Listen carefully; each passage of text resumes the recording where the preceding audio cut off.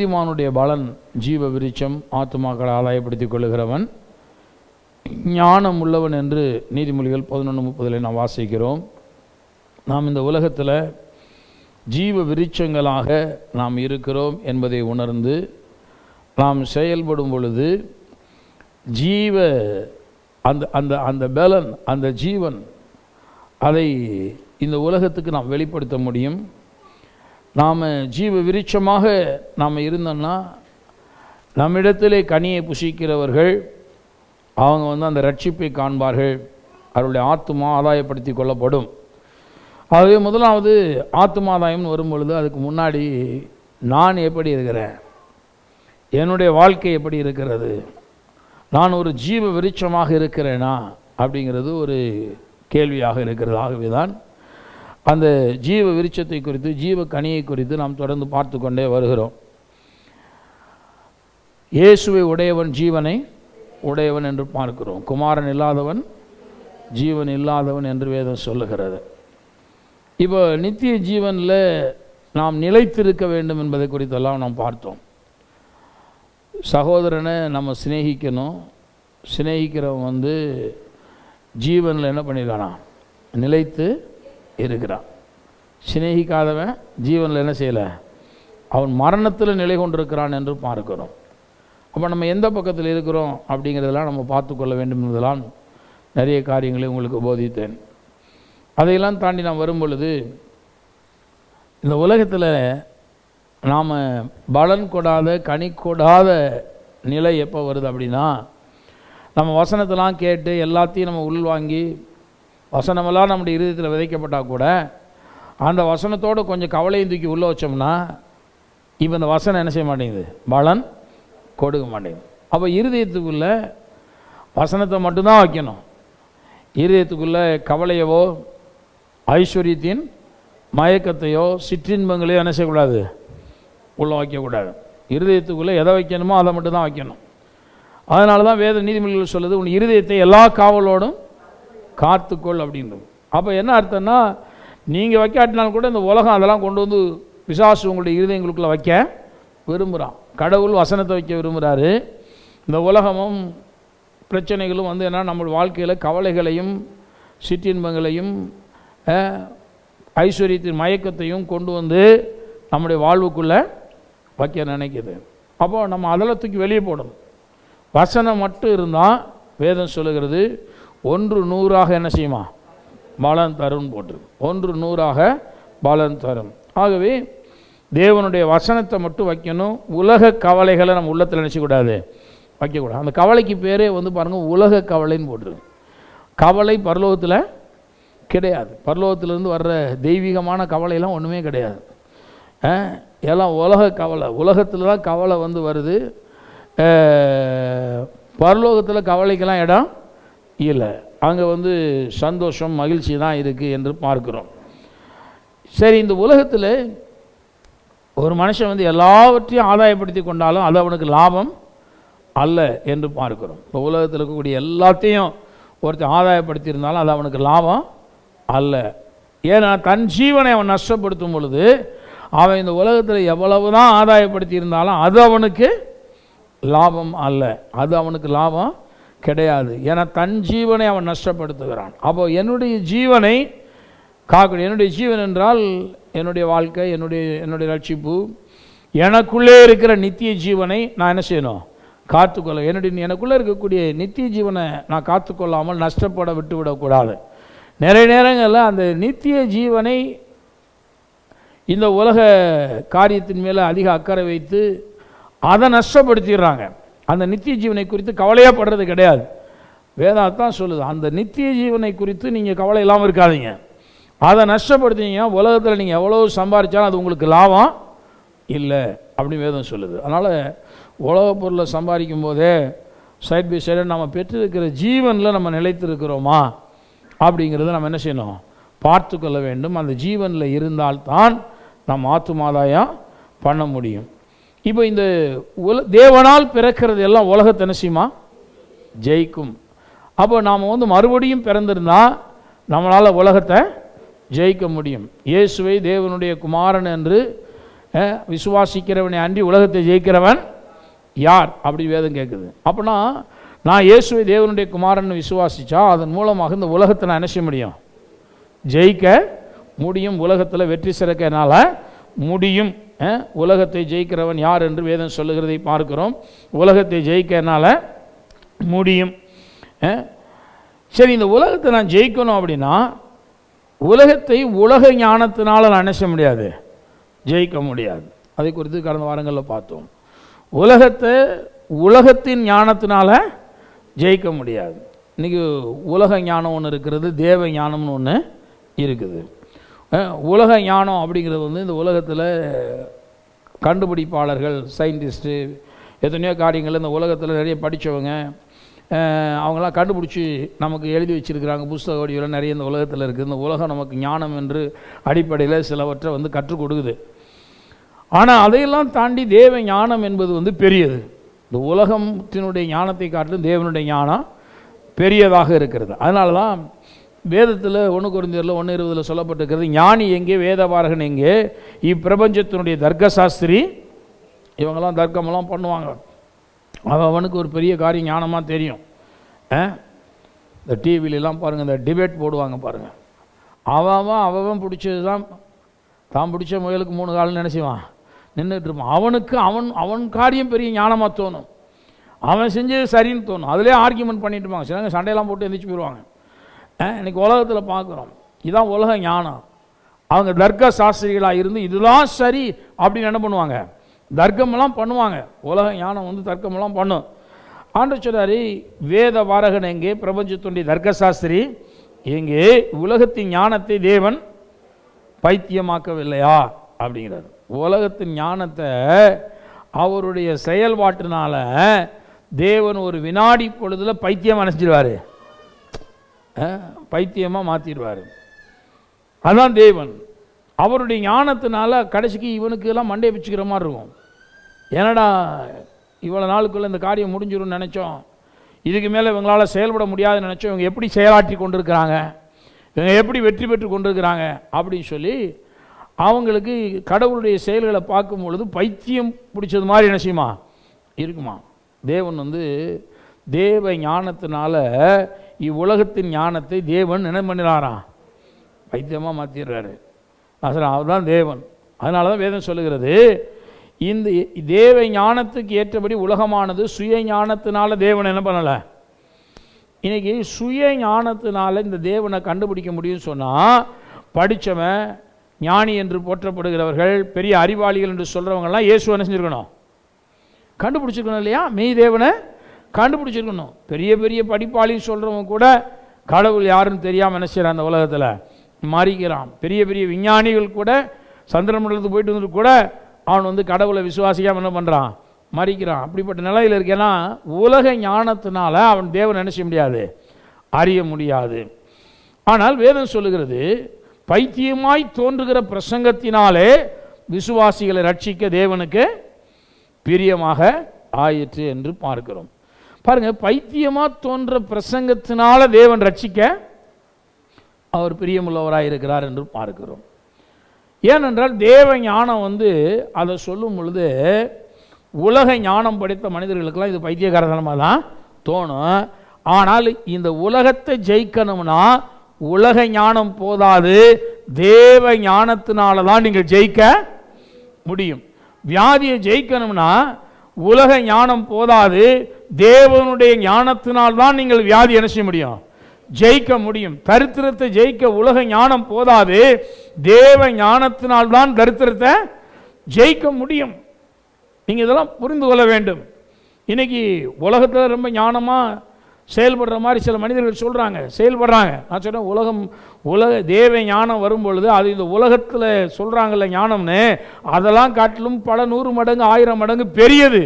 அதனால் இந்த உலக ஞானமெல்லாம் ஒன்றும் பெருசு கிடையாது. உலக ஞானம்லாம் ஒன்றும் பெருசு கிடையாது. நம்ம தேவ ஞானத்தோடு நடக்கும் பொழுது இந்த உலகத்தின் ஞானமெல்லாம் ஒரு பெரிய காரியமே அல்ல, பெரிய காரியமே கிடையாது. அதெல்லாம் தாண்டி நீங்கள் சிந்திப்பீங்க, அதெல்லாம் தாண்டி நீங்கள் செயல்படுவீர்கள். காரணம், தேவ ஞானம் உலக ஞானத்தை காட்டலாம் பெரியது. அதனால தான் பைத்தியமாய் தோன்றுகிற யாருக்குன்னா அந்த உலகத்துக்கு வந்து நீங்கள் தேவ ஞானத்தோடு நடந்து கொண்டு வருகிறீர்களே, அந்த ஞானத்தோடு நடக்கும் பொழுது இந்த உலகத்துக்கு வந்து உங்களை பார்த்தா பைத்தியக்காரத்தனமா நினச்சிமா தோன்றுமா.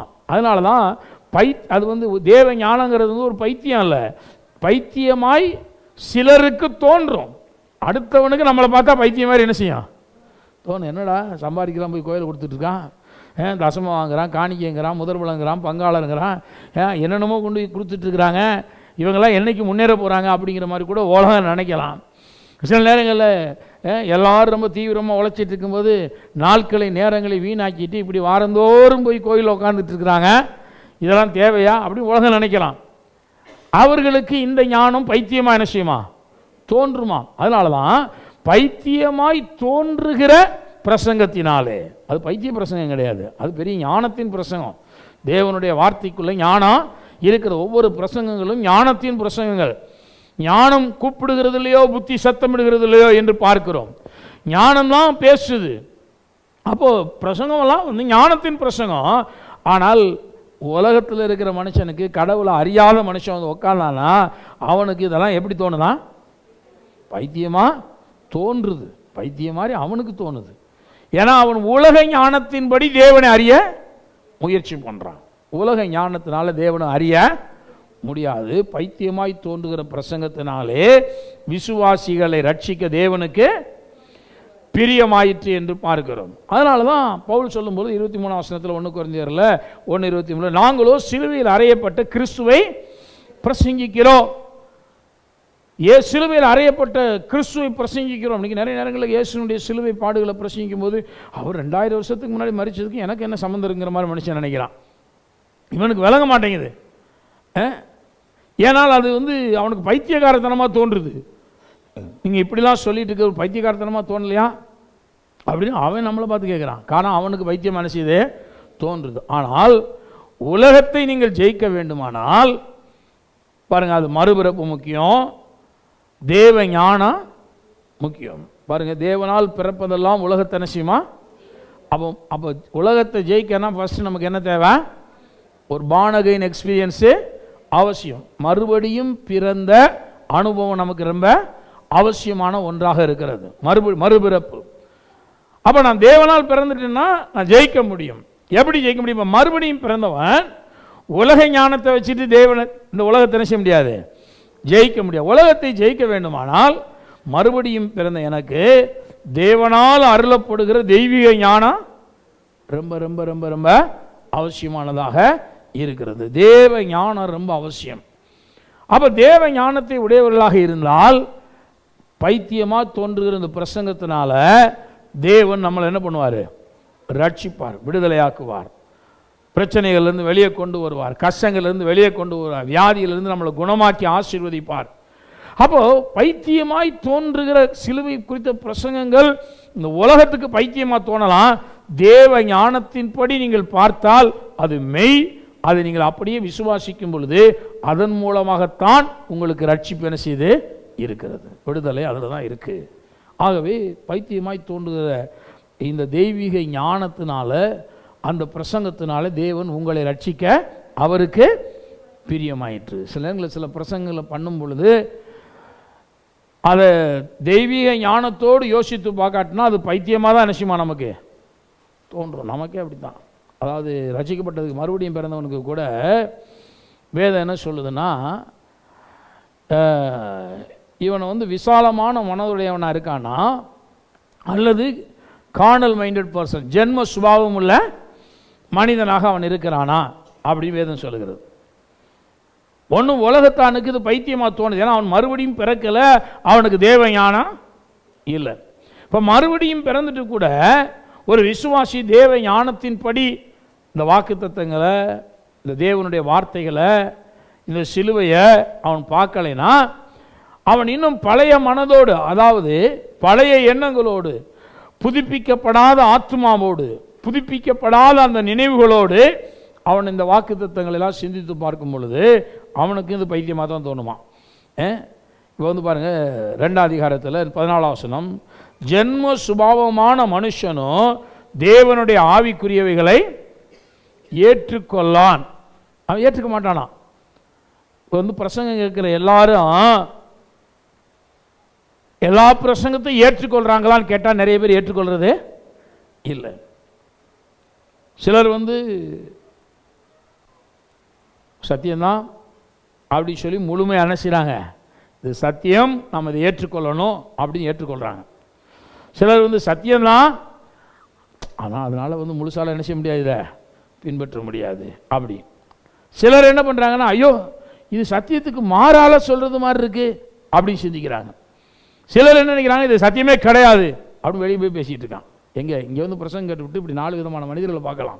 4 விதமான நிலங்கள் இருக்கிற மாதிரி என்ன 4 விதமான மனிதர்களை பார்க்கலாம். ஒருத்தன் வந்து இது தேவனுடைய சத்தியம், இது ஒரு வெளிப்பாடாக இருக்குது, நான் இதை ஏற்றுக்கொள்ள போகிறேன் அப்படின்னு ஏற்றுக்கொள்கிற மனுஷன் இருக்கான். இன்னொருத்தன் இது சத்தியம் தான் ஆனால் என்ன செய்ய முடியாது, இதெல்லாம் கடைபிடிக்க முடியாது. சிலர் வந்து ஒரு மாற்றி பிரசங்கம் பண்ணுற மாதிரி இருக்க, ஏதோ நயவஞ்சகமாக பண்ணுற மாதிரி இருக்க, ஏன்னா அவனுடைய மூளை அறிவங்க நிறைய வேலை செய்யுது, அப்போ அவனால் ஏற்றுக்கொள்ள முடியல.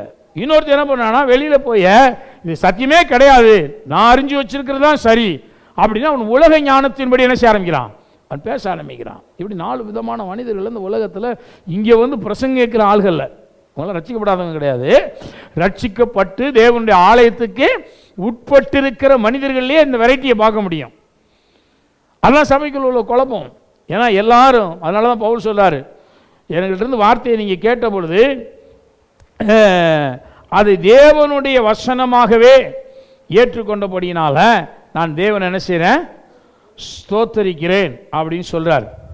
ஏன்னா நீங்கள் வந்து இதை வந்து தேவனுடைய வார்த்தை, இது மனுஷனுடைய வார்த்தையில் அல்லது ஒரு பவுலுடைய வார்த்தை அப்படின்னு சொல்லி ஏற்றுக்கொள்ளாமல் நீங்கள் வந்து தேவனுடைய வார்த்தையாகவே இதை என்ன செஞ்சீங்க, நீங்கள் ஏற்றுக்கொண்டீங்களே, அதுக்காக நான் தேவன் என்ன பண்ணுறேன், ஸ்தோத்தரிக்கிறேன் அப்படி சொல்கிறாரு. ஏன்னா இன்றைக்கி அநேக நேரங்களில் பிரசங்கங்களை தேவனுடைய வார்த்தை அப்படின்னு சொல்லி நிறைய பேர் என்ன செய்ய மாட்டேங்கிறாங்க, ஏற்றுக்கொள்ள மாட்டேங்கிறாங்க. அது அவங்களால முடிய மாட்டேங்குது.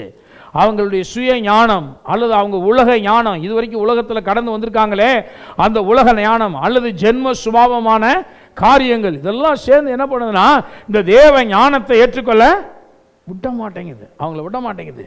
அதான் இங்கே பிரச்சனை. ஆகவே வேதம் சொல்லுகிறது, ஜென்ம சுபாவமான மனுஷனும் தேவனுடைய ஆவிக்குரியவைகளை என்ன செய்ய மாட்டானா, ஏற்றுக்கொள்ள மாட்டான். அவைகள் அவனுக்கு எப்படி தோன்றுமா பாருங்க. ரட்சிக்கப்படாதவனுக்கும் பிரசங்கம் பைத்தியமாக தோணுது, ரட்சிக்கப்பட்டுட்டும் ஜென்ம சுபாவம் உடைத்தவனாக இருக்கான் பார்த்தீங்களா, அவனுக்கும் பிரசங்கம் எப்படி தோணுது. நிறைய பேருக்கு எங்களை பார்த்தா பைத்தியக்காரத்தனமாக தான் தோணும். ஏன்னா நாங்கள் தானே இதை பிரசங்கம் பண்ணிட்டு தர்றோம், ஒவ்வொரு வாரமும் பிரசவம் பண்ணுறோம். எத்தனை பேர் என்னை டெய்லி பைத்தியக்காரன் திட்டிட்டு போகிறாங்களோ தெரியல, ஆனால் அப்படி தான் சொல்லுவாங்கன்னு போட்டிருக்கு. அவங்களுக்கு அது பைத்தியக்காரத்தனமாக தான் என்ன செய்யுமா தோன்றுமா, இவர் என்ன பேசுகிறாரு. ஏன்னா அவன் எப்படி இருக்கான்னா, அவன் ஒரு ஸ்டாண்டில் நிற்கிறான். என்னன்னா உலக ஞானத்தை பற்றி கொண்டு அவன் இருக்கிறான். அவன் உலகத்தில் அவனுக்கு எது ஞானம்னு தோணுதோ அதை பிடித்து கொண்டு அங்கே இருந்து என்னையை பார்க்கும்போது நான் அவனுக்கு எப்படி தெரியுறேன், பைத்தியக்கார மாதிரி தெரியுது, என் பிரசங்கம் பைத்தியக்காரத்தனமா தோன்றும். அதுதான் வேதம் சொல்லுது. அவைகள் அவனுக்கு பைத்தியமாய் தோன்றும், அவைகள் ஆவிக்கு ஏற்ற பிரகாரமாய் ஆராய்ந்து நிதானிக்கப்படுகிறவைகளானதால் அவைகளை. இது எப்படின்னா ஒரு ஆவிக்குரிய நிலையில் இருந்து கொண்டு ஆவியானவரை சார்ந்து கொண்டு, ஆவியானவரே இந்த சத்தியத்தை கொஞ்சம் எனக்கு புரிய பண்ணுங்க, நான் விளங்கி கொள்ளணும் அப்படின்னு சொல்லி ஆவிக்குரிய நிலையில் இருந்து கொண்டு அவன் ஆராய்ந்து பார்த்தால் அவனுக்கு என்ன செய்யுமா விளங்கும். ஆனால் இவன் இருக்கிறதே எங்கன்னா மாம்சத்துக்குரிய நிலையில் நின்றுட்டு ஜென்ம சுபாவம் படைத்தவனாக இருந்து கொண்டு உலக ஞானத்தை வைத்து கொண்டு பைபிளை ஆராய ஆரம்பித்தா இந்த பைபிளில் பிரசங்கம் பண்ணியிருக்க எதுவுமே என்ன செய்யாது, அவனுக்கு விளங்காது. இதுதான் பிரச்சனை. நீங்கள் நிறைய விசுவாசிகளுக்கு பைபிள் விளங்கவே மாட்டேங்குது. கோயிலுக்கு வர்றாங்களாம் வர்றாங்க, வசனத்தை கேட்குறாங்களா கேட்குறாங்க, பைபிள் ஏதாவது விளங்குச்சா ஒன்றும் விளங்கலை, ஒன்றும் விளங்கலை. அன்றைக்கி ஒரு நாள் ஒரு வீட்டில் போய் நான் பேசிகிட்டு இருந்தேன். அப்போ அவங்க அவங்க பாருங்கள் நிறைய படித்தவங்க, பெரிய மாஸ்டர் டிகிரியெல்லாம் முடித்தவங்க, அவங்க சொல்கிறாங்க நீங்கள் பேசுகிறது ஒன்று எனக்கு விளங்க மாட்டேங்குது. என்ன பெரிய கிறிஸ்தவங்க, நான் பேசுகிறதே என்ன செய்ய மாட்டேங்குதான். எனக்கு ரொம்ப ஷாக்கிங் ஆகிடுச்சு. நான் நினச்சேன் இவங்க நல்லா சாதாரண பாமரனுக்கு சுவிசேஷம் சொல்லணும்னா நான் ரொம்ப இறங்கி என்ன செய்யணும் பேசணும். இவங்க கொஞ்சம் நல்லா படிச்சிருக்காங்க, கொஞ்சம் பக்தியாக தெரிறாங்க, அங்கங்கே கூடுகைக்கெல்லாம் போயிட்டு வந்துட்டு இருக்கிறாங்க, உபவாச ஜெபங்களுக்கெல்லாம் போகிறாங்க, எல்லாம் பண்ணுறாங்களே அப்படின்னு சொல்லிட்டு அவங்களுக்கு கொஞ்சம் வசனங்களை சொல்லிட்டே வந்தால் கொஞ்ச நேரம் கழிச்சு நான் ரொம்ப விளங்கியிருக்குன்னு நினச்சிட்டு இருந்தேன். அவங்க திரும்பி சொல்கிறாங்க, பாஸ்டர் நீங்கள் பேசுனது எனக்கு ஒன்றும் நினைச்சல, புரியலை, விளங்கலை. அப்போ ஏன் விளங்கலை? அவங்க எங்கேயோ ஒரு ஸ்டாண்டில் நிற்கிறாங்க. உலக ஞானத்தை மனதில் வைத்துக்கொண்டு ஜென்ம சுபாவம் படைத்த மனிதர்களாக தன்னுடைய நிலையை விட்டு மாற வேண்டும் என்ற எண்ணமில்லாமல் உட்கார்ந்து கொண்டிருக்கும் பொழுது நான் பேசுகிற வார்த்தைகளை ஆவிக்குரிய ரீதியிலே ஆவியானவருடைய ஒத்தாசையோடு அதை ஆராய்ந்து பார்க்க வேண்டிய நிலையில் அது இருக்கிறபடினால, இவர்கள் மாம்சத்துக்குரியவர்களாக ஜென்ம சுபாவம் படைத்த மனிதர்களாக இருக்கிறபடினால நான் சொல்லுகிற தேவனுடைய வார்த்தையை அவங்களுக்கு என்ன செய்ய மாட்டேங்குது, விளங்க மாட்டேங்குது. புரியல பாருங்க. அப்போ பிசாசு என்ன பண்ணி வச்சிருக்கான், தேவனை ஏற்றுக்கொண்டோம் சொல்றவங்களை அல்லது கிறிஸ்தவர்கள் என்று சொல்றவங்களை கூட அநேகரை மாம்சத்துக்கு உரியவர்களாகவே ஆக்கி வைத்து விடுகிறான். அவங்களுக்கு ஒன்றும் விளங்கிடக்கூடாது. நீ வேணா பைபிள் வேணா படிச்சுக்கோ, ஜெபக்கூடத்துக்கு போறியா அங்கங்கே போய்க்கோ, எல்லாம் பண்ணிக்கோ, ஆனால் உனக்கு ஒன்றும் நினைச்சக்கூடாது, விளங்கக்கூடாது. ஒன்று விலங்கலைனாமே பாருங்கள், நம்ம பின்னாடி தான் போயிட்டே இருப்போம். அப்புறம் நமக்கு கடவுளை பற்றி ரொம்ப கேள்வியெல்லாம் வரும். கடைசி இந்த என்னையா இந்த கடவுள் அப்படின்னு சொல்லிட்டு போயிடுவோம். நான் சொல்ல நம் தேவனை பற்றி நாம் புரிந்து கொள்ள வேண்டும், நாம் விளங்கி கொள்ள வேண்டும். அப்போது ஒவ்வொரு சத்தியத்தையும் ஆவிக்குரிய ஞானத்தோடு நாம் ஆராய்ந்து பார்க்கும் பொழுது ஆவியானவர் நம்மளை சகல சத்தியத்துக்குள்ள என்ன செய்வார்? நான் சொல்ல உங்களுக்கு விளங்காத சத்தியம்னு ஒன்றுமே இருக்க முடியாதுங்க. அதனால தான் சத்திய ஆவியான வரும் பொழுது அவர் என்ன பண்ணுவாராம்? யோவான் 13 திருப்பிக் கொள்வோம். யோவான் சுவிசேஷம் 13 அதிகாரம் 16 வசனம் பாருங்க. 16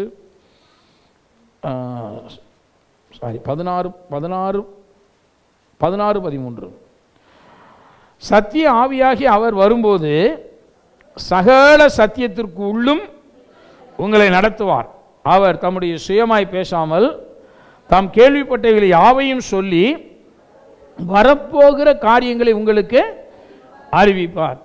பாருங்க, அவர் கேள்விப்பட்ட யாவையும் உங்களுக்கு என்ன செய்வாரா சொல்லி, இப்போ நடந்து முடிஞ்சது மட்டுமல்ல, வரப்போகிற நடக்க போகிற காரியங்களை என்ன செய்வார் உங்களுக்கு அறிவிப்பார். எதிர்காலத்தில் என்ன நடக்கும், தேவன் உங்களை எப்படி கொண்டு போவார் அப்படிங்கிறதெல்லாம் கூட தேவன் என்ன செய்வார், அவர் அறிவிப்பார் என்று பார்க்கிறோம்.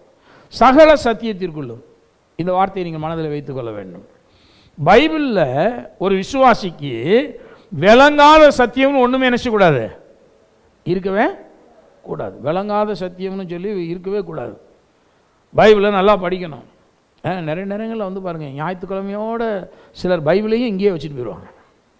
அடுத்த வாரம் என்ன செய்யலாம், அதை வேறு எதுக்கு சுமந்துக்கிட்டு போகணும், அதனால் அது இங்கேயே ஒரு ஓரத்தில் இருக்கட்டும், அப்படி இங்கேயே விட்டுட்டு போயிடுது. கேட்குற வசனத்தையும் ரூமுக்குள்ளே விட்டுட்டு போயிடுது. வெளியில் இறங்கியாச்சுன்னா இங்கே வேறு மனுஷனாக போகிறாங்க. இந்த சவுல் பாருங்க, சாமுவேலை தேடி போனார். அப்போ சகல இஸ்ரவேலும் யாரை அபேட்சிக்கிறது, உன்னையும் உன் தகப்பன் வீட்டையும் அல்லவா அப்படின்னு சொல்லி சவுலை தான் ராஜாவா தேவன் தெரிந்தெடுத்தார்னு சாமுவேல் சொல்கிறாரு. சவுல் கேட்குறாரு, இதுக்கு என்ன அடையாளம்னு கேட்குறாரு.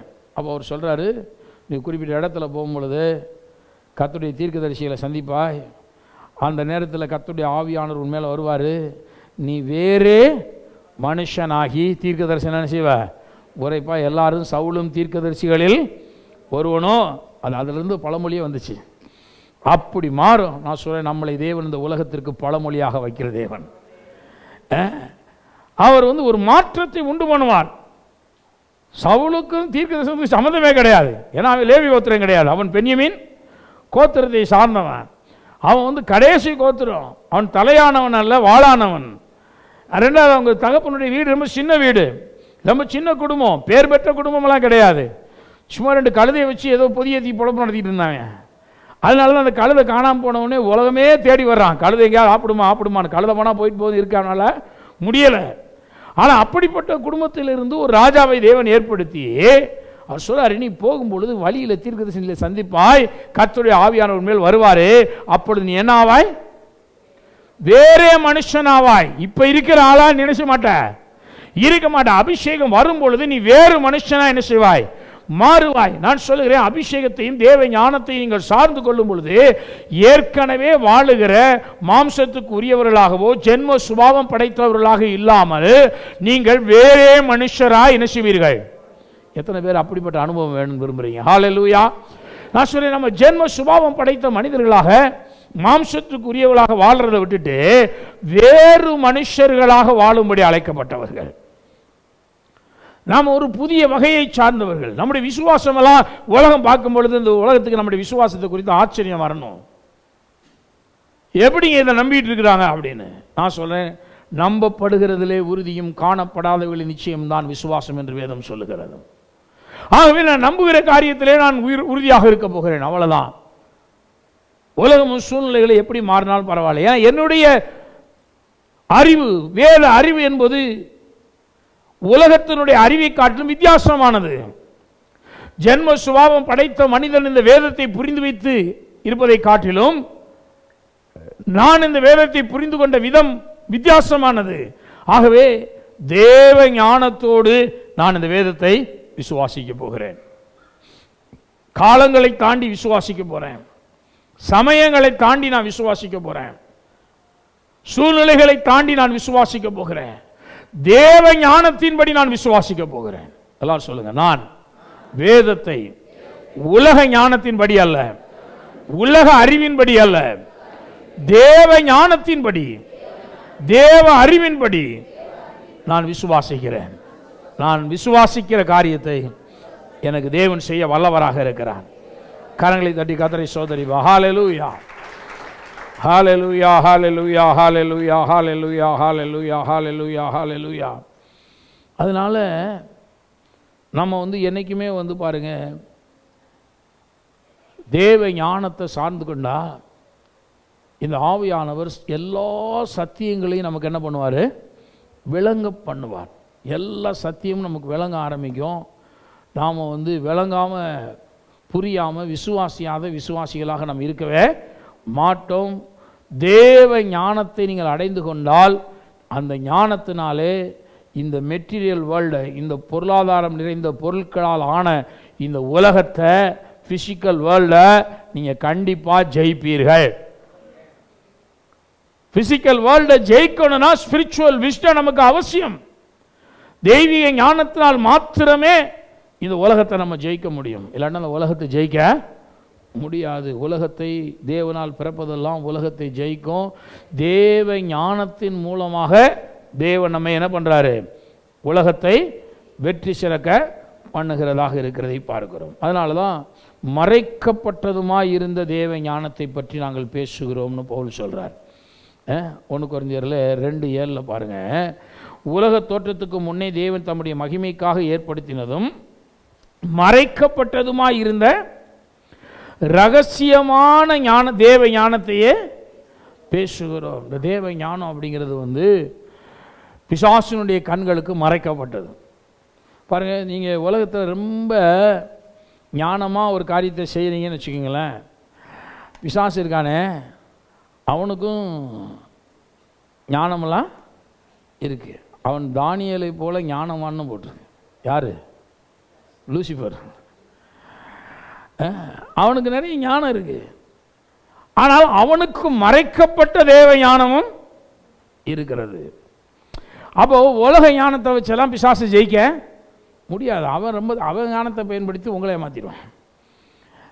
அவன் ரொம்ப தந்திரக்காரன், ஏமாற்றுக்காரன். ஆனால் அவனுடைய கண்களுக்கும் மறைக்கப்பட்ட ஒரு ஞானம் என்ன செய்யுது? இருக்கிறது. அதனால தான் ஜெயம் கொள்ளுகிறவனுக்கு நான் மறைவான மன்னாவை புசிக்க கொடுப்பீங்க. அவனையே ஜெயிப்பதற்கு தேவன் நமக்கு ஞானத்தை நினைச்சிருக்கிறாரு, வைத்திருக்கிறார்.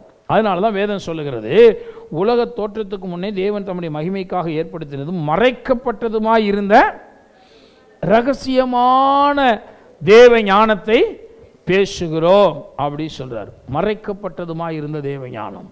ஆகவே இந்த ஞானத்தினால தான் உலகத்தை நம்ம என்ன செய்ய முடியும்? ஜெயிக்க முடியும்.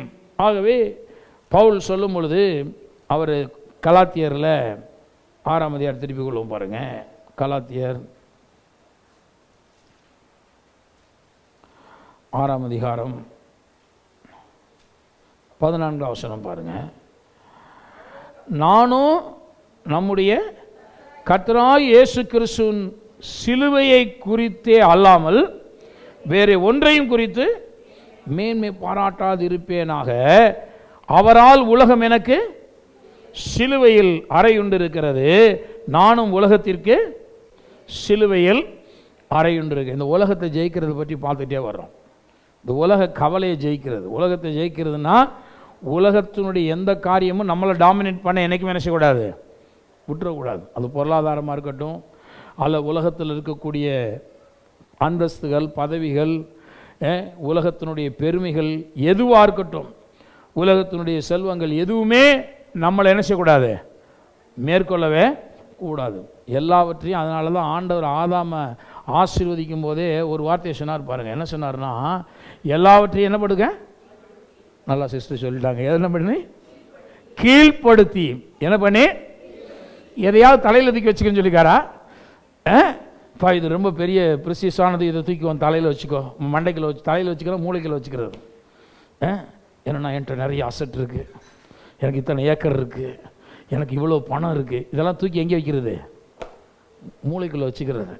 ஆண்டு சொன்னால் உன் மண்டைக்குள்ளே இதெல்லாம் தூக்கி என்ன செய்யாத, வைக்காத, இதெல்லாம் தூக்கி கீழே போடு, உன் தலைக்குள்ளே இருந்தால் உன்னை கெடுத்துடும். தலைக்கு மேலே வைன்னு சொல்லலை ஆதாம்கிட்ட. ஆண்டு சொல்லாரு, நீ வந்து ஆகாயத்து பறவைகளையும் சமுத்திரத்தில் இருக்கக்கூடிய மச்சங்களையும் பூமியையும் அதில் ஊறக்கூடிய எல்லாவற்றையும் கீழ்ப்படுத்தி என்ன செய்யுங்க, எல்லாத்தையும் பாதத்துக்கு கீழே என்ன செய்ய. அப்போ நம்மள்ட்ட என்ன இருந்தாலும் அதை எங்கே வைக்கணும், சத்தமாக சொல்லுங்க, என் காலுக்கு கீழே தான் இந்த உலகத்தில் இருக்கக்கூடிய எல்லாமே என்ன செய்யணும், இருக்கணும். என் தலைமையில் நான் தான் இந்த உலகத்துக்கு மேலே இருக்கணும். எல்லாரும் சொல்லுங்க, நான் இந்த உலகத்துக்கு மேலே இருக்கணும். உலகத்தில் இருக்கக்கூடிய எந்த ஒரு சுதந்திரமோ எந்த ஒரு ஆசீர்வாதமோ என்னுடைய காலுக்கு கீழே இருக்கணும். அப்போ எதை எதை எங்கெங்கே வைக்கணுமோ அங்கங்கே வச்சா நம்ம வெற்றியை அனுசைவோம், வாழுவோம். இப்போ காலுக்கு கீழே இருக்க வேண்டியதை தூக்கி தலை மேலே வச்சிங்கன்னு வச்சுக்கோங்களேன், மண்டைக்குள்ளே வச்சுட்டீங்க அப்படின்னா அது பெரிய பிரச்சனை உண்டாக்கிடும், அது பெரிய பிரச்சனை உண்டாக்கிடும். அப்போ அது எங்கே வைக்கணுமோ அங்கே வைக்கணும், அவ்வளோதான். நம்ம மிஸ்பிளேஸ் பண்ணக்கூடாது, அதை மாற்றி வைக்கக்கூடாது. பைபிளை தூக்கி கீழே போட்டு வசனத்தை தூக்கி காலுக்கு கீழே போட்டுட்டு, ஏன்னா வேதம் அப்படி சொல்லுது, சில காலின் கீழ் போட்டு என்ன பண்ணுறாங்களாம், மிதித்து அப்படின்னு போட்டு தம் பரிசுத்தம் பண்ண ரத்தத்தை அசுத்தம் என்று எண்ணி என்ன பண்ணுறாங்களாம், காலுக்கு கீழே போட்டு. நான் சொல்கிறேன், ரத்தத்தை தூக்கி மேலே வைக்கணும், ரத்தத்தை மேலே வைக்கணும். பழைய ஏற்பாட்டில் பஸ்காவை அடித்த உடனே ஆட்டுக்குட்டியின் ரத்தத்தை எடுத்து எங்கே பூச சொன்னார், நிலைக்காலுடைய மேல் சட்டத்திலையும் பக்கவாட்டு சட்டத்திலையும் பூசின சொன்னார், கீழ்ப்படியில் பூசாதன்னார். ஏன்னா உன் காலால் அந்த ரத்தத்தை நினச்சக்கூடாது, நீ மிதிக்கக்கூடாது, அது பக்கவாட்டில் பூசு, மேலே பூசுனார். அப்போ ரத்தத்தை தலைக்கு மேலே வையினார், அதை உயர்த்தி வை, உனக்கு வெற்றி கொடுக்கிற ரத்தத்தை உயர்த்து, வார்த்தையை உயர்த்து, இயேசுவை உயர்த்து, அதை உயர்த்தி வை. பொருளாதாரத்தில் தூக்கி எங்கே போடு, காலுக்கு கீழே போட்டு ஏறி நடந்து போ. அதனால தான் பொன் விளைகிற நதியை தேவன் கொடுத்து ஆதாம அந்த நதிக்கரையில் நடப்பானாரு. பொன்னெல்லாம் அவன் காலுக்கு கீழே என்ன செய்யணும், இருக்க வேண்டும். பொற்பாலங்கள் மேலே தான் அவன் நடந்து தெரிந்தான். விளையாட பெற்ற கற்கள் அவனுடைய காலின் கீழ் இருந்துச்சு. அவன் எதையுமே தூக்கி என்ன செய்யலை, தலைமையில் வச்சுக்கல. நான் சொல்கிறேன், நம்ம எல்லாரும் வந்து பொருளை தூக்கி எப்பவும் தலைமையில் வச்சுக்கிட்டு இருக்கிறதில்ல, ஆனால் தலைக்கு உள்ளே வச்சுக்கிறோம். என்கிட்ட இவ்வளோ இருக்குது, நான் எவ்வளோக்கு சொந்தக்காரன், நான் எவ்வளோக்கு பெரிய ஆள் அப்படின்னு சொல்லி மண்டைக்குள்ளே தூக்கி வச்சுக்கிறோம். அதுதான் பிரச்சனை. அதனால தான் அதை சொல்லும்போது தான் ஐஸ்வர்யம் பெருகினால் உன் இருதயத்தை அதன் மேல் என்ன செய்யாத, அதான் என்னென்னா உன் மூளை மண்டை மூளையை கொண்டு போய் அதுக்குள்ளே என்ன செய்யாத, வைக்காத, ஐஸ்வர்யத்து மேலே வைக்காத. வச்சா உன் தலையை கெடுத்துடும், உன் எண்ணங்களை கெடுத்துடும். பாருங்கள், ஒருத்தன் தரித்திரனாக இருக்கும்போது இயேசுவை எப்படி விசுவாசிக்கிறானோ அந்த அளவு அவன் ஐஸ்வர்யவான் ஆகும் பொழுது சிலரால் விசுவாசிக்க முடியலை. இப்போ என்னன்னா, காலுக்கு கீழே இருக்க வேண்டிய ஐஸ்வர்யம் எங்கே வந்துருச்சு, மண்டைக்குள்ளே வந்துருச்சு. மண்டையில் இருந்த பைபிள் இப்போ எங்கே போயிடுச்சு, கீழே போயிடுச்சு. இதான் பிரச்சனை. நான் சொல்லி எதை எதை எங்கே வைக்க வேண்டுமோ அங்கே என்ன செய்யணும், நம்ம வைத்தால் இந்த உலகத்தில் ஒரு நாள் நம்ம அசைக்கப்படவே மாட்டோம், ஒரு நாள் அசைக்கப்பட மாட்டோம். அதை எங்கே போடணுமோ அங்கே போட்டு நம்மாட்டு போயிட்டே இருப்போம். ஏன்னா என்னுடைய மனது, என்னுடைய தலையின் மேலே நான் சத்தியத்தை வைத்திருக்கிறேன், இயேசுனுடைய வார்த்தையை வச்சிருக்கிறேன். இதைத்தான் பவுல் சொல்கிறாரு, நானும் நம்முடைய கர்த்தராகிய இயேசு கிறிஸ்துவின் சிலுவையை குறித்தே அல்லாமல் வேறு ஒன்றையும் குறித்து மேன்மை பாராட்டாதிருப்பேனாக. மேன்மை பாராட்டுதெல்லாம் பாருங்க, முதல்ல இது எண்ணங்களுக்கு சொந்தமானது. இப்போ நான் என்னையவே மேன்மையா என்றேன்னு வச்சுக்கோங்களேன், என் மனது தான் முதல்ல அந்த இடத்த பிடிக்குது இல்லையா. நான் பெரிய ஆள், நான் மரியாதைக்குரியவன், இல்லை எனக்கு இவ்வளோ ஆஸ்தி இருக்கு, இவ்வளவு நான் படிச்சிருக்கேன், இவ்வளோ பதவியில் இருக்கிறேன், நான் தான் தேசத்தில் பெரிய ஆள், பெரிய தலைவர், இந்த எண்ணங்கள் வருது பார்த்தீங்களா. பவுல் தான் சொல்கிறாரு, என்னுடைய எண்ணங்களை நான் இந்த மேன்மையை நான் எதையுமே என்னை நான் மேன்மையாக பெருமையாக நான் நினைக்க மாட்டேன் அப்படிங்கிறார். அவர் சொல்றாரு, நானும் நம்முடைய கர்த்தராகிய இயேசு கிறிஸ்துவின் சிலுவையை குறித்தே அல்லாமல் என்னுடைய மேன்மை அப்படின்னா சிலுவை தான். அப்போ என் தலை மேலே இருக்க வேண்டியது எல்லாம் என் தலை மேலே இருக்க வேண்டியது, என் எண்ணங்களை ஆக்கிரமித்து இருக்க வேண்டியது கிறிஸ்துவின் சிலுவை. ஹல்லேலூயா. சிலுவையும் சிலுவை பாடுகளும் தான் நம்முடைய மனதை ஆக்கிரமித்து இருக்க வேண்டும். இந்த உலகத்தில் இருக்கக்கூடிய எவ்வளவு ஆஸ்தி அந்தஸ்துகள் இருந்தாலும் அது நம்முடைய மனதை ஆக்கிரமிக்க கூடாது. அதெல்லாம் சகல நன்மைகளை நமக்கு அனுபவிக்கிறதுக்கு தேவன் தான் கொடுக்கிறார். அவர் சொல்ற அது கால்களை போட்டு நல்லா மேலே ஏறி நடந்து போப்பா அப்படின்னு. நான் வாலிபனாக இருக்கும் பொழுது ஒரு நாள் ஒரு பிரசங்கியார் வந்தார், அப்னேர் யோடர், ஒரு பேர் மறக்க முடியாது.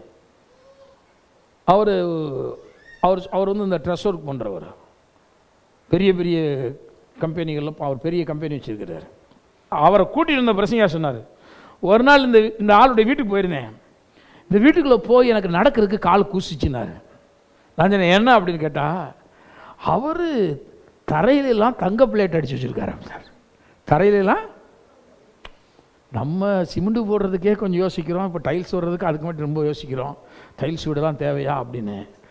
அவர் பொற்பாலங்களை அந்த பிளேட்டிங், அந்த தங்க பிளேட்டால் ஃபுல் டிசைனும் தரையில் பண்ணி வச்சுருக்கிறார்.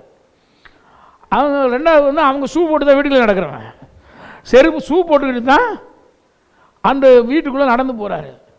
இவர் நம்ம ஊர் பிரச்சனையா இல்லையா, வெளியிலே ஷூவை கட்டிட்டார். ஐயோ தங்க பாலத்து மேலே நம்ம நடக்கிறதே பெருசு, அதுவும் செருப்பு காலோட. அவர் சொன்னார், நோ நோ நோ நோ போட்டுக்கிட்டே வாங்க உள்ள. அவர் சொன்னார், இங்கேயே உங்களுக்கு காலு கூசிச்சுன்னா பர்வத்தில் போய் எப்படி நடப்பீங்க நீங்கள்? அங்கே தெருவெல்லாம் இதெல்லாம் பாருங்க, நம்ம இமேஜின் பண்ணுறதே இல்லை. நம்ம என்ன நினைக்கிறோம், இதெல்லாம் ஒரு அப்படியே ஒரு கதை மாதிரி நம்ம நினச்சிக்கிறோம், ஏதோ ஒரு அப்படி இது மாதிரி. நான் சொல்கிறேன், உண்மையாகவே பொற்பாலத்தின் மேலே நம்ம நடக்க போகிற ஒரு நாள், நீ பூமியிலே லாசர் மாதிரி ஒரு பைசா இல்லாத ஆளாக இருந்தாலும் தேவன் உன்னை பரலோகத்தில் கூட்டு போய் தங்கப்பட்டணத்தில் தான் நடக்க வைக்க போகிறாரு. தங்க தெருக்கல்ல தான் நீங்கள் நடக்க போகிறீங்க. ஹல்லேலூயா. அப்போ அவர் சொல்றாரு, அங்கே போய் நடக்கிறதுக்கு நான் இங்கே ப்ராக்டிஸ் எடுத்துக்கிட்டீங்க, அங்கே போய் நடக்கிறதுக்காக நான் தங்கத்தை என்ன பண்ணுறேன், என் வீட்டில் காலில் கீழே மிதித்து நடக்கிறதுக்காக வீட்டில் தரையில எல்லாம் என்ன செஞ்சு பண்ணிக்க தங்க பிளேட்டுகளை போட்டு வச்சுருக்கிறேன் அப்படின்னார். சொல்கிறாரு, நமக்கு காதில் போடுறதுக்கு 1 கிராம் வாங்கினா பெருசாக தெரியுது, அவன் காலுக்கு கீழே போட்டு வச்சுக்கேன். உடனே நம்மளால சொல்லுவாங்க, இதெல்லாம் ரொம்ப ஆடம்பரம் இல்லையா அப்படின்றாங்க. நான் சொல்கிறேன், பரலோகம் என்பதே மிகுந்த ஆடம்பரமான நகரம் என்பதை மனதில் வைத்துக் கொள்ளுங்கள். அங்கே மாதிரி ஒரு ஆடம்பரமான நகரத்தை நீங்கள் பார்க்கவே முடியாதுங்க. அங்கே செங்கலும் கிடையாது, கல்லும் கிடையாது, இந்த சாதாரண கல்லெல்லாம் கிடையாது. அங்கே பூரா 12 விதமான ரத்தின கற்களால் தான் எல்லாத்தையும் தேவன் அலங்கரிச்சிருக்கிறார். வாசல்லாம் முத்துக்கள் என்று பார்க்கிறோம். பெரிய பெரிய பேர்ஸ்னால தான், பெரிய முத்துக்கள், ஒரே முத்துனாலெல்லாம் பெரிய ஆர்ச்சை தேவன் உண்டு பண்ணி வச்சுக்காரன். நம்ம அதுக்குள்ள தான் நுழைய போகிறோம் ஒரு நாள் போய். What a wonderful God. அதனால தான் அவர் சொல்கிறாரு, இதையெல்லாம் தூக்கி மண்டைக்கில் வைக்காத, நீ பெருமையாக நினைக்கிறத காட்டிலும் நிறைய பெரிய காரியங்கள் உனக்கு என்ன செய்யுது காத்து கொண்டிருக்க. அதனால் இதை எல்லாத்தையும் எங்கே வைக்கணும், நீ கீழே போட்டு மேலே நடந்து பழகு.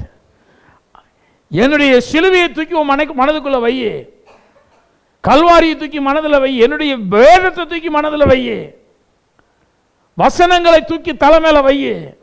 எது எங்க இருக்கணுமோ அங்கே என்ன செய்யணும் இருந்தால் நீங்கள் உலகத்தை என்ன செய்வீர்கள், ஜெயிப்பீர்கள்.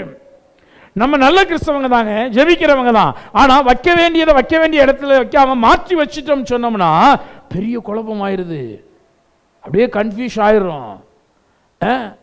கடைசிக்கு நம்மளால் எதை வெறுத்து விட வேண்டுமோ அதை வெறுத்து விட முடியாமல் போய்விடுகிறது, பின்மாற்றத்தில் போயிடுறோம். பவுல் அதனால தான் சொல்றாரு, எனக்கு எத்தனையோ மேன்மையான காரியங்கள் இருக்கிறது. பவுல் வந்து பொருளாதாரத்தில் மேன்மை பாராட்டினா பாராட்டலாம், படிப்பில் மேன்மை பாராட்டினா பாராட்டலாம், அந்தஸ்தில் மேன்மை பாராட்டணுமா பாராட்ட முடியும். அவர் அதெல்லாம் அங்கங்கே லேசாக சொல்லிக்காரு. பெருமை பாராட்டுறது தான் நான் நிறைய பெருமை பாராட்ட முடியும். என்னை யாருன்னு தெரிஞ்சுக்கோங்க. எங்கள் அப்பா வந்து ரோமில் வந்து பிரஜா உரிமை பெற்றவர். ரோம் ஹைவேயில், கிங்ஸ் ஹைவேயில் எல்லாரும் ட்ராவல் பண்ண முடியும், ஆனால் எங்கள் அப்பா ட்ராவல் பண்ணி நாங்கள் ட்ராவல் பண்ண முடியும். அந்த தகுதியை பெற்றவர்கள் நாங்கள். எங்கள் அப்பா வந்து பிஸ்னஸில் பெரிய ஆள், கப்பலுக்கு அதிபதி. நான் வந்து கமாலியலுடைய பாதத்தில் உட்காந்து கற்றறிந்தவன். நான் வந்து அறிவிலே கல்லாதவன் அல்ல. சிலர் வந்து பவுலுக்கு ஒழுங்காக பேச தெரியாதுமாங்க. அவர் பவுலே சொல்கிறாரு, நான் வந்து பேச்சிலே கல்லாதவனாக இருந்தாலும் அறிவிலே கல்லாதவன் அல்ல. நான் வந்து மோஸ்ட் ஹைலி எஜுகேட்டடு. நான் வந்து ஒரு முட்டாள் கிடையாது. எனக்கு ஒருவேளை பேசுறது வந்து நல்ல திறமையாக பொயட்டிக்காக பேச தெரியாமல் கூட இருக்கலாம், ஆனால் நான் அறிவிலே கல்லாதவன் அல்ல. எல்லா பெருமையும் உடைய மனுஷன். ஆனால் சொல்றாரு, எல்லாத்தையும் தூக்கி நான் நஷ்டமும் குப்பையும் என்று என்ன ஏதாவது தூக்கி காலில் குப்பை எங்கே போடணுமோ அங்கே போட்டு வச்சிருக்கேங்கிறார். என்னுடைய பெருமையெல்லாம் எங்கே போட்டு வச்சிருக்கேன்? குப்பையை எங்கே போடணுமோ அங்கே போட்டு வச்சிருக்கேன். என் மனதில் எதை நான் பெருமையாக நினைக்கிறேன்னா சிலுவையை தான் என்ன செய்கிறேன்? மேன்மையாக எண்ணுகிறேன். சிலுவையை தான் நான் மேன்மையாக எண்ணுகிறேன். அப்போ உலகத்தை ஜெயிக்கணும் சொன்னா சிலுவையை நாம் மேன்மையாக எண்ண வேண்டும். அதுதான் இங்கே பார்க்கிறோம். நானும் நம்முடைய கர்த்தராகிய இயேசு கிறிஸ்துவினுடைய சிலுவையை குறித்து அல்லாமல் வேற ஒன்றையும் குறித்து லைஃப்பில் சிலருக்கு வந்து சில காரியங்களை அற்பமாக விட்டுருவாங்க, ஆனால் ஒரு சில காரியங்கள் அவங்களுக்கு ரொம்ப பெருமையாக இருக்கும். ஒரு சில காரியங்களை ரொம்ப பெருமையாக நினைப்பாங்க. நான் சொல்கிறேன், ஒன்றையும் குறித்து அப்படின்னா என்னன்னா எந்த காரியத்தையும் குறித்து நான் பெருமை பாராட்ட மாட்டேன். எதுவுமே எனக்கு பெருமை கிடையாது, சிலுவை தான் எனக்கு பெருமை. எல்லாரும் சொல்லுவோம், எதுவுமே என் வாழ்க்கையில் நான் அடைந்திருக்கிற எந்த காரியமுமே எனக்கு மேன்மை அல்ல, எனக்கு பேர் புகழ் அல்ல, எனக்கு பெருமை அல்ல, சிலுவை தான் என்னுடைய பெருமை. கரங்களை தட்டி தேவனை மகிமைப்படுத்துவோம். ஹல்லேலூயா. அதனால தான் அவர் சொல்றாரு, ஒன்றையும் குறித்து மேன்மை பாராட்டாத இருப்பேனாக, அவரால் உலகம் எனக்கு சிலுவையில் அறையுண்டு இருக்கு. அதாவது உலகத்தில் இருக்கக்கூடியது எல்லாம் எங்க இருக்குன்னா சிலுவையில் அறையுண்டு இருக்கிறது. நானும் உலகத்திற்கு சிலுவையில் அறையுண்டு இருக்கிறேன். பாருங்க, எல்லாம் உலகத்தில் இருக்கக்கூடிய எல்லாம் எனக்கு சிலுவையில் அறையுண்டு இருக்கிறது. என்ன அர்த்தம் அப்படின்னா, எந்த ஒரு காரியமோ என்னை மேற்கொள்ளுகிற ஆற்றல் படைத்தது அல்ல. சிலருக்கு பயமா இருக்கும் பாருங்க, இந்த காரியம் நம்மளை மேற்கொண்டுருமோ, அந்த காரியம் நம்மளை மேற்கொண்டுருமோ அப்படின்னு பயப்படுவாங்க. அவங்களுக்கு பயம் இருந்துகிட்டே இருக்கும். இதில் விழுந்துருவோமோ, அதில் விழுந்துருவோமோ, அது மேற்கொண்டுருமோ, இதுக்கு மேற்கொண்டுருமோன்னு. பவுல் ரொம்ப தெளிவாக இருக்காரு. உலகம் எப்படி இருக்குன்னு கேட்டால் அது இண்டிபெண்டாக இல்லை, அது சிலுவையில் என்ன செய்யப்பட்டிருக்கிறது? அறையப்பட்டிருக்கிறது. அப்படின்னா என்ன அர்த்தம்னா, இந்த உலகத்தில் இருக்கக்கூடிய எந்த ஒரு காரியமும் என்னை மேற்கொள்ளுகிற அதிகாரத்தையோ வல்லமையோ பெறவில்லை. ஹல்லேலூயா. அது வீடாக இருக்கட்டும், ஆஸ்தியாக இருக்கட்டும், இந்த உலகத்தில் இருக்கக்கூடிய பணம் பொருள் எதுவாக வேணாலும் இருக்கட்டும், படிப்பாக இருக்கட்டும், பெரிய பெயர் பெற்ற நிலைகளில் நம்ம உயர்த்தப்பட்டதாக இருக்கட்டும், பவுல் சொல்றாரு, இந்த உலகம் எனக்கு சிலுவையில் என்ன பண்ணிருக்கு? அறையுண்டு இருக்கிறது. நான் சொல்ல, கிறிஸ்தவ வாழ்க்கை வெற்றி வாழ்க்கைக்குரிய ரகசியம் இதுதான். நீங்கள் வெற்றி பெற வேண்டுமானால் உலகத்தை நீங்கள் ஜெயித்தவர்களாக இருக்க வேண்டும். உலகம் உங்களுக்கு சிலுவையில் என்ன செய்யப்படணும்? அப்படின்னா என்னன்னா, எந்த ஒரு காரியமும் உங்களை டாமினேட் பண்ண கூடாது. நீங்கள் கிறிஸ்துவுக்கு உரியவர்கள், நீங்கள் தேவனால் அழைக்கப்பட்டவர்கள், தேவனுடைய அச்சடையாளங்களை தரித்தவர்கள், தேவனுக்கு சாட்சிகள். இந்த உலகத்தில் இருக்கக்கூடிய எந்த காரியமும் உங்களை மேற்கொள்ள கூடாது, மேற்கொள்ள முடியாதபடி அது சிலுவையில் அடிக்கப்பட்டிருக்க நிலையில் இருக்க வேண்டும். இப்போ சிலுவையில் பவுலுக்கு மட்டும்தான் சிலுவையில் அடிக்கப்பட்டிருக்கா அப்படின்னு கேட்டால் நான் சொல்றேன், நமக்கும் சிலுவையில் என்ன செய்யப்பட்டிருக்க வேண்டும்? அடிக்கப்பட்டதாக அதை நம்ம வைக்கணும், அந்த லெவலில் தான் வைக்கணும். அதுக்கு ஃப்ரீடம் கொடுக்கக்கூடாது. உங்கள் பணத்துக்கு ஃப்ரீடம் கொடுத்தீங்கன்னா அது உங்கள் மண்டைக்குள்ள வந்துடும், அது உங்களை டாமினேட் பண்ண ஆரம்பிச்சிடும். உங்களுடைய படிப்புக்கு நீங்கள் முக்கியத்துவம் கொடுத்தீங்கன்னா அது உங்களை டாமினேட் பண்ணிடும். உங்களுடைய பதவிக்கு நீங்கள் எண்ணங்களிலே அதிக இடம் கொடுத்தீங்கன்னா அது ஒரு பெருமையை உங்களுடைய மனதில் என்ன செய்யும்? கொண்டு வந்துடும். சமுதாயத்தில் நான் தான் பெரிய ஆளு அப்படிங்கிற ஒரு எண்ணங்கள்லாம் வர ஆரம்பிச்சிடும். பதவி இன்றைக்கி சில நேரங்கள் பதவி பெற்றோன்னு அப்படியே அந்த பதவியிலே மிதப்பாங்க சிலர் வந்து. அந்த எண்ணம் அவங்க மனதை ஆட்கொள்ளும். நான் சொல்லுகிறேன், நீங்கள் பெரிய பெருமைக்குரியவர்களாக பூமியில் மாறலாம். தேவனே சொல்லியிருக்கார், உன் பேர் என்ன செய்வேன், நான் பெருமைப்படுத்துவேன் அப்படின்னு இருக்கிறாரு. நீங்கள் பெரிய பெருமைக்குரியவங்களாக இருக்கலாம், பெரிய பணம் படைத்த சீமானாக நீங்கள் இருக்கலாம், அதெல்லாம் தப்பே கிடையாதுங்க. ஆனால் அது உங்களுக்கு எப்படி இருக்கணும்? சிலுவையில் அறையப்பட்டதாக இருக்க வேண்டும். அப்படின்னா என்ன அர்த்தம்னா, அது என்னை டாமினேட் பண்ணவே முடியாது. அதான் அடிச்சிட்டேன்ல, சிலுவையில் ஆணியை வச்சு என்ன செஞ்சேன், அடிச்சு வச்சிருக்கிறேன். சிலுவையில் அறையப்பட்டதான் என்ன, அது செத்து போச்சுன்னு அர்த்தங்க.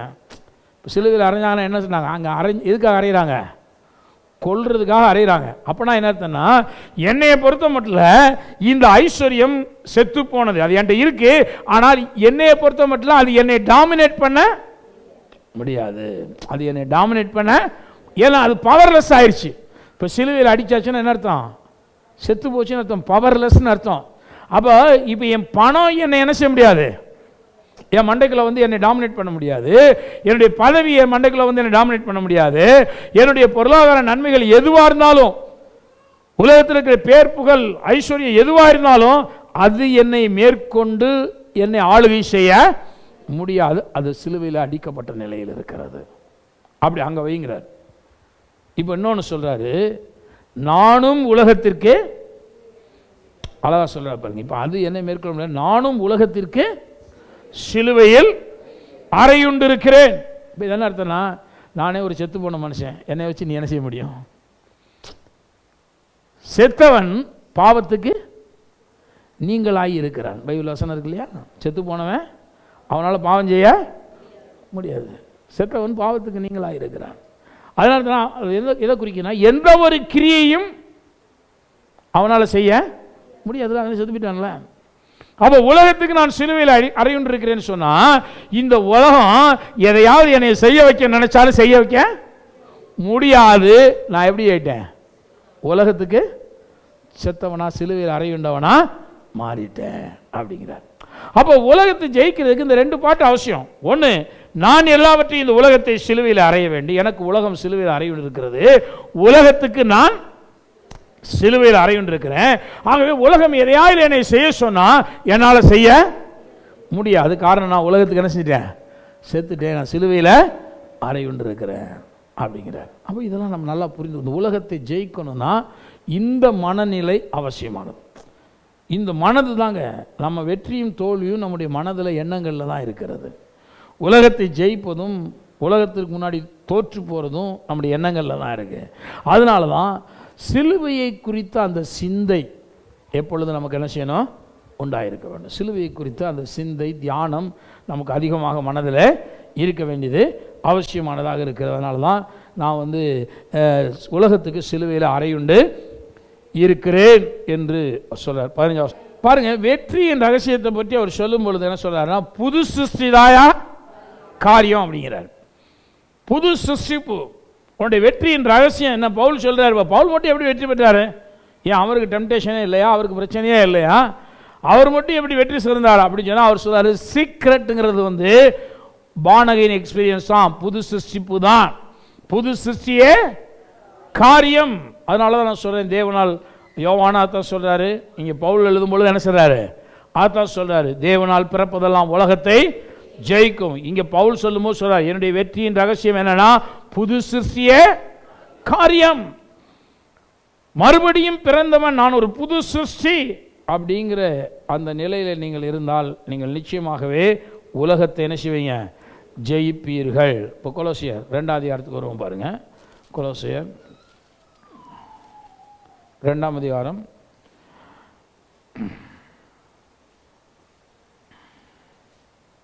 18 முதல் வாசிக்கிறேன். கணுக்களாலும் கட்டுகளாலும் உதவி பெற்று இணைக்கப்பட்டு தேவ வளர்ச்சியாய் வளர்ந்தேறுகிற சரீரம் முழுவதையும் ஆதரிக்கிற தலையை பற்றி கொள்ளாமல் பாருங்க, நம்ம யாரை பற்றி கொண்டு இந்த உலகத்தில் ஜீவிக்கிறோம் அப்படிங்கிறது முக்கியம். அதன் மூலமாக தான் உலகத்தை ஜெயிக்க முடியும். இன்றைக்கி வந்து நிறைய பேர் வந்து கணுக்களாலும் கட்டுகளாலும் உதவி பெற்று இணைக்கப்பட்டு சபைக்கு வந்துட்டோம், சபையில் அவயவங்களாக இருக்கிறோம், நம்முடைய உடம்புல எத்தனை ஜாயின்ஸ் இருக்கோ அது மாதிரி நம்மளையெல்லாம் இணைக்கிறதுக்கு தேவன் நிறைய ஜாயின்ஸ் என்ன செய்கிறாரு, வைத்திருக்கிறார். பாருங்கள், நம்ம வந்து ஒரு சபைக்குள்ளே வர்றோம் அப்படின்னா ஒருவரோடு ஒருவர் நம்ம என்ன செய்யப்பட்டிருக்கிறோம். இதை நீங்கள் நம்புறீங்களா?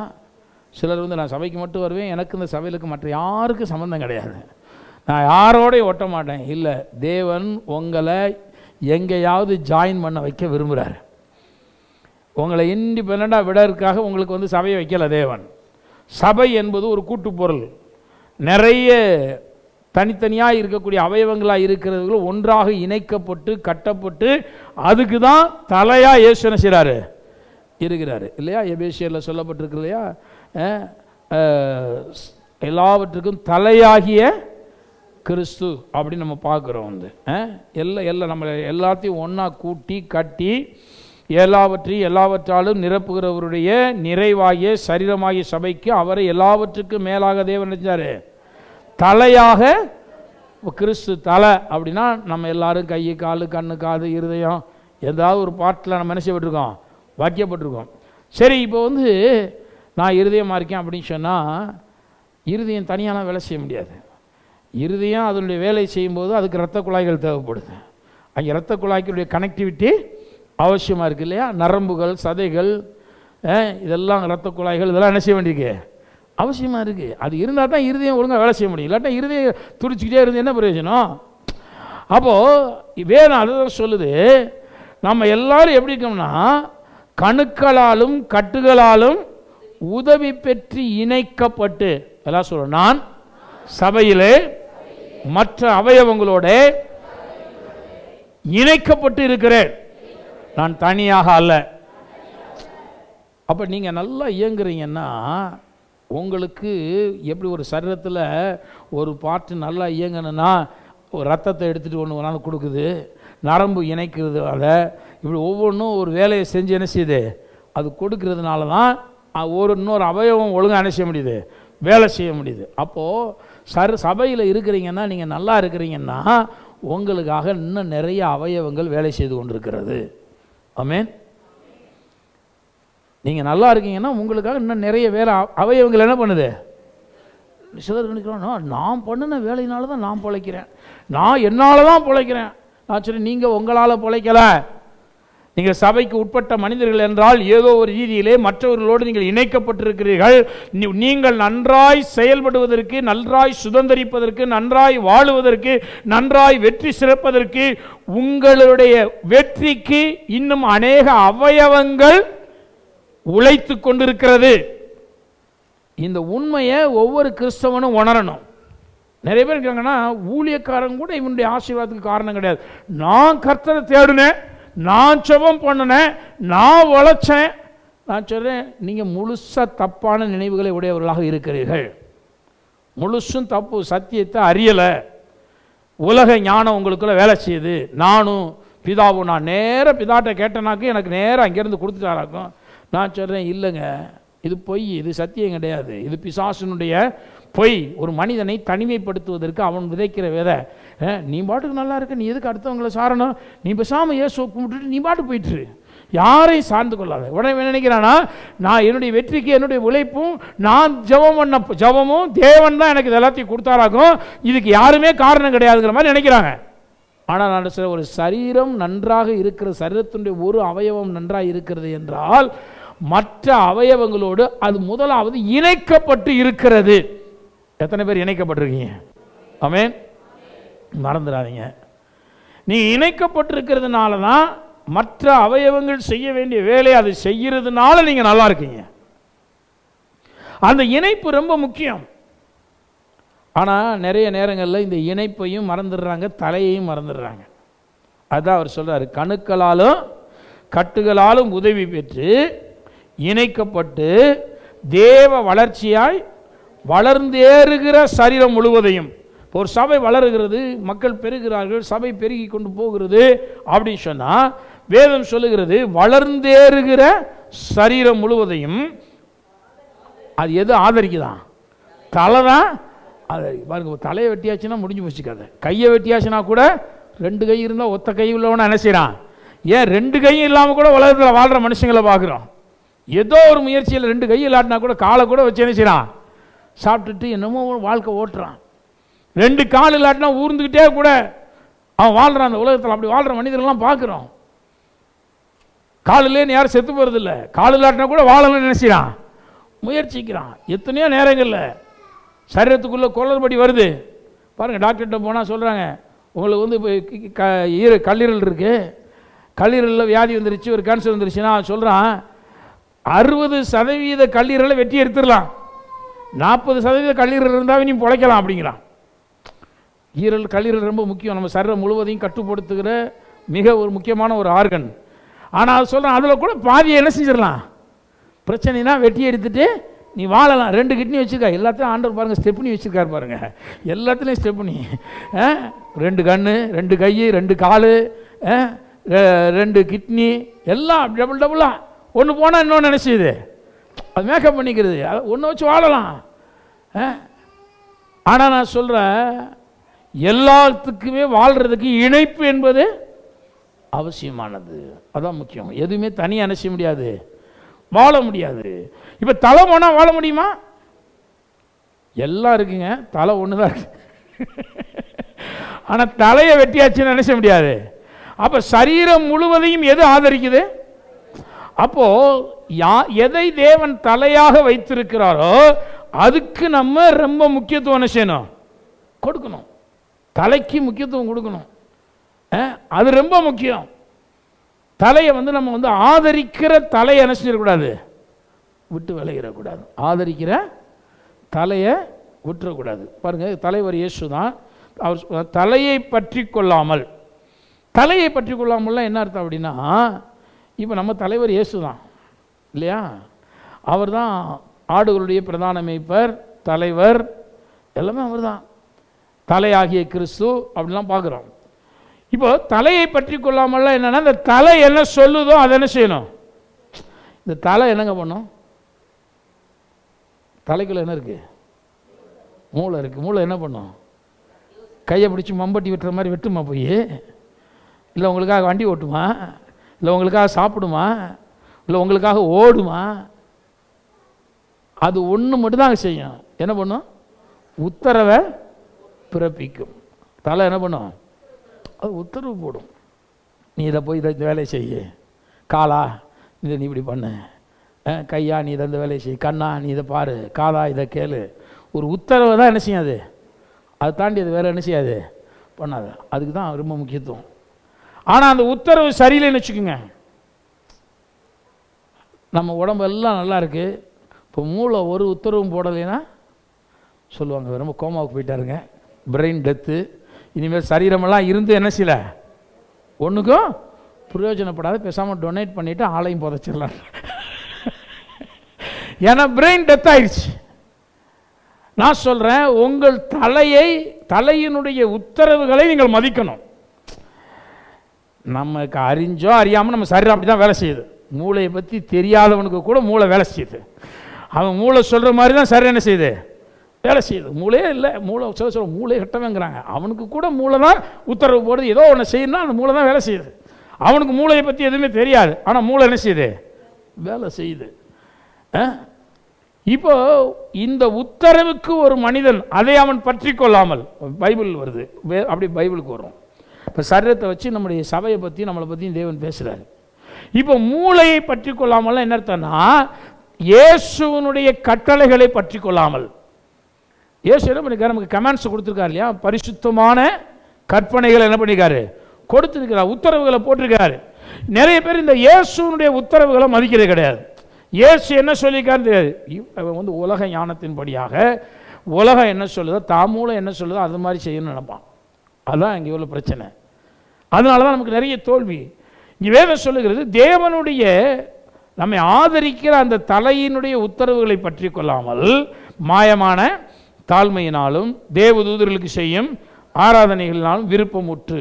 நிறைய நேரங்களில் பார்த்தீங்கன்னா இந்த ரிலீஜியஸ் பர்சன் பார்த்தீங்கன்னா அவங்க அப்படியே தாழ்மையாக நடந்துக்கிற மாதிரி ஆக்ஷன் பண்ணுவாங்க, செயல்படுவாங்க.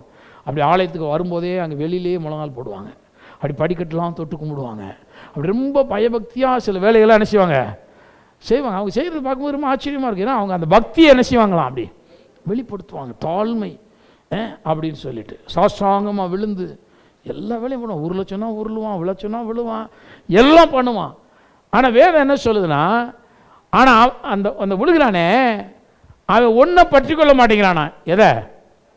தலையை பற்றி கொள்ள மாட்டேங்கிறானா.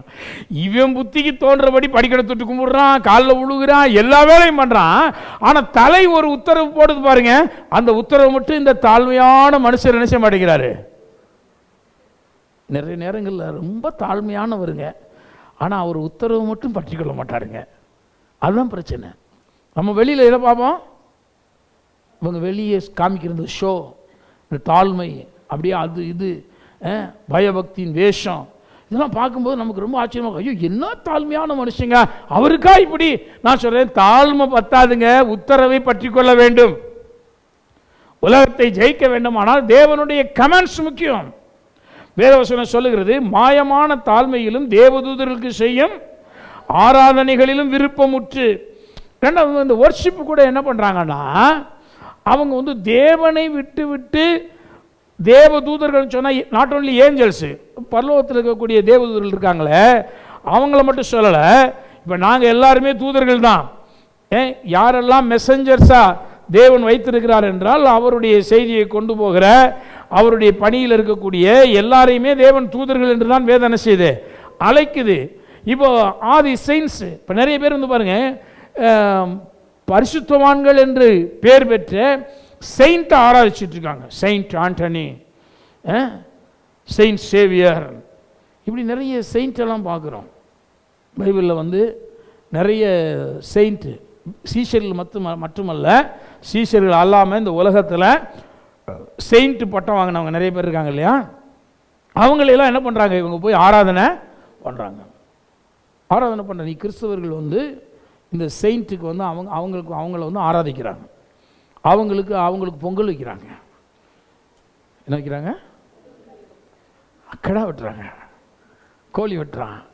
இதெல்லாம் என்னென்னா அந்த செயின்ட்டுக்கு போய் என்ன பண்ணுறாங்க, அவங்க ஒரு ஆராதனை. பாருங்கள், அதை கடவுளை விட்டுட்டு ஒரு பரிசுத்தவானை ஒரு தூதனை ஆராதிக்கணும்னு வந்த உடனே அந்த ஆராதனை முறையை எப்படி மாறிச்சு பார்த்தீங்களா? இவன் போய் பலி செலுத்து தான் ஏதோ ஒன்று நடக்க போகிற மாதிரியும், இவன் ஆட்டை வெட்டணும், மாட்டை வெட்டணும், பொங்கலை வைக்கணும், என்னென்ன உலகத்தின் வழிபாடுகள் இருக்கும் அத்தனையும் அங்கே வந்துடுது. நீங்கள் இந்த கனவாப்பட்டிலாம் போய் பார்க்கலாம். கணவாயின்னு சொல்லுவாங்க, ஆண்டிப்பட்டி கணவாயின்னு. அங்கெல்லாம் ஒரு ஏசுனார் பாவமாக தொங்கிட்டு இருப்பார். எனக்கு நல்லா ஞாபகம் இருக்குது. அது வந்து நீங்கள் சாதாரணமாக நினைக்காதீங்க. நான் வாலிபனாக இருக்கையில் 7000 மணிக்கு ஒரு தடவை போயிருந்தேன். எங்கள் ரிலேட்டிவ் ஒருத்தவங்க எங்கள் மாமா வீடுன்னு ஒரு உறவை சொல்லி அவங்கள நீ பார்க்கணுன்னு கூப்பிட்டு போகிறாங்க. அப்போனா கல்யாணம்லாம் ஆகலை. அவங்க 7000 மணியில் போஸ்ட் மாஸ்டர் இருக்காரு, நீ பார்க்கணுவான்னு கூப்பிட்டு போகிறாங்க. நாங்கள் அங்கே போனால் வீடு அடைச்சிருக்கு. அப்போது எங்கே போயிட்டாங்கன்னு அக்கம் பக்கத்தில் விசாரித்தா அங்கே இருந்து இந்த ஆண்டிவட்டி கணவாயில் இருக்கிற இந்த இயேசுநாதருக்கு பொங்க வைக்க வந்திருக்காங்க. எனக்கு அப்போ நான் ரசிக்கப்பட்டிருந்தேன் ஆரம்ப காலம். யோசிச்சு பார்த்தேன், அட பாவி, இந்த ஆண்டிவட்டி கணவாயில் இருக்கிற இந்த இயேசு 7000 மணி வரைக்கும் ஃபேமஸாக இருக்காரு. அப்புறம் அவங்க வந்தாங்க அடுத்த நாள். அவங்களுக்கு நான் எனக்கு தெரிஞ்ச சுவிசேஷத்தை ரசிக்கப்பட்ட ஆரம்பம் தெரிஞ்ச சுவிசேஷத்தை சொல்கிறேன். இப்படிலாம் அலைஞ்சு தெரியுங்க, நீங்களாம் கிறிஸ்தவங்க தானே அப்படின்னு சொல்லி சொன்னால் அவங்களுக்கு ஒன்றுமே விளங்க மாட்டேங்குது. அப்புறம் உட்காந்து ரொம்ப நேரம் மணிக்கணக்காக அன்றைக்கி ஒரு சாயந்தரம் வரைக்கும் அவங்களுக்கு நான் வசனங்களை சொல்லிட்டு இருந்தேன். நிறைய வசனங்களை எடுத்து காமிச்சா கிறிஸ்தவர்கள் அவங்களுக்கு பொங்க வைக்கிறது மட்டும்தான் தெரியுது, வேறு எதுவும் ஒன்று மாட்டேங்குது. தேவ தூதர்களுக்கு செய்கிற ஆராதனைகள்னு போகும்பொழுது கடைசிக்கு பாருங்க, கிறிஸ்தவம் என்பதே அவர்களுக்கு விளங்காமல் போய்விட்டது. கிறிஸ்தவமே விளங்கலை, கிறிஸ்தவமே விளங்கலை. அப்போ யோசிச்சு பார்த்தேன், இன்னைக்கு இந்த உலகத்தில் இவங்க ஏதாவது ஒன்று ஃபேமஸ் பண்ணி விட்டுறாங்க. நீங்கள் அங்கே போயிட்டு வந்தால் எல்லாம் நடந்துடும். கடைசிக்கு அங்கே போனால் அங்கே என்னமோ செஞ்சிட்டு இருக்கிறான் மனுஷன். அதையெல்லாம் இவன் என்ன செய்ய ஆரம்பிக்கிறான், ஏன் செய்கிறோம்னு தெரியாமலே செஞ்சிட்டு இருக்கிறான். ஏன்னா இவன் ஒன்றை பற்றி கொள்ள தவறுகிறான். எதை? தலையை, கிறிஸ்துவனுடைய பரிசுத்த கற்பனையை. அந்த தலைவருடைய உத்தரவை பற்றி கொள்ளாத நிலை வரும் பொழுது வாழ்க்கையை வேற டைரக்ஷன்ல நினைச்ச ஆரம்பிச்சிருது, போக ஆரம்பிச்சிருது. அதனால தான் அவங்களால உலகத்தை என்ன செய்ய முடியல, ஜெயிக்க முடியவில்லை. உலகத்தை ஜெயிக்க முடியலை.